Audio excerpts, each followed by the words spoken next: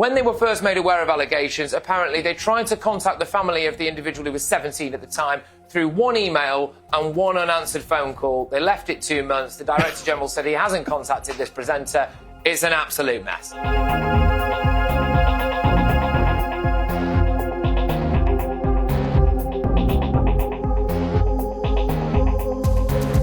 Huw Edwards has been named as the BBC presenter, suspended for allegedly paying a 17-year-old for explicit images. His wife ended days of speculation, releasing a statement on his behalf shortly after British police cleared him of any criminal offences. There was growing pressure to reveal that he was the mystery presenter at the centre of allegations in the Sun newspaper. And it was his wife, Vicky Flynn, who told the world, saying, "I am making this statement on behalf of my husband, Huw Edwards, after what have been 5 extremely difficult days for our family.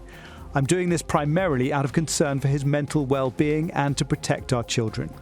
Huw is suffering from serious mental health issues. As is well documented, he has been treated for severe depression in recent years. The events of the last few days have greatly worsened matters. He has suffered another serious episode and is now receiving inpatient hospital care where he'll stay for the foreseeable future." It came almost immediately after the Met Police said they had found no evidence of criminality and will be taking no further action against Mr. Edwards.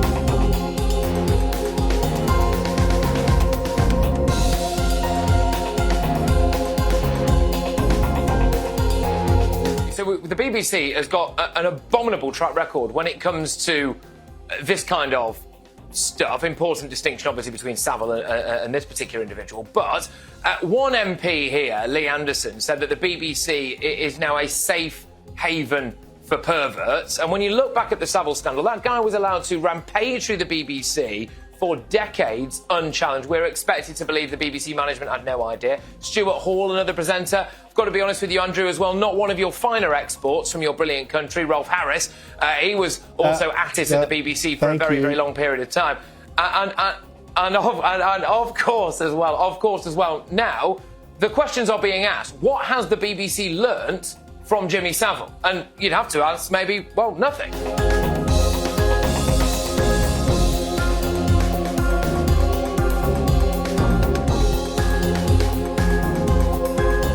When the complainant first appeared, they said there has been no, according to the police whom they talked to, there has been no criminality. So what is the BBC meant to do? When someone says one of your employees has been sending my child a lot of money, it's not a crime. Where is the BBC's role in all of this?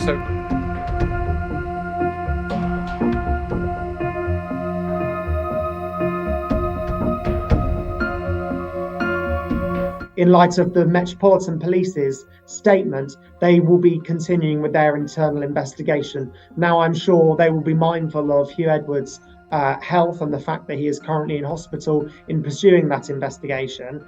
But there are many avenues they will need to explore, including speaking to the complainants.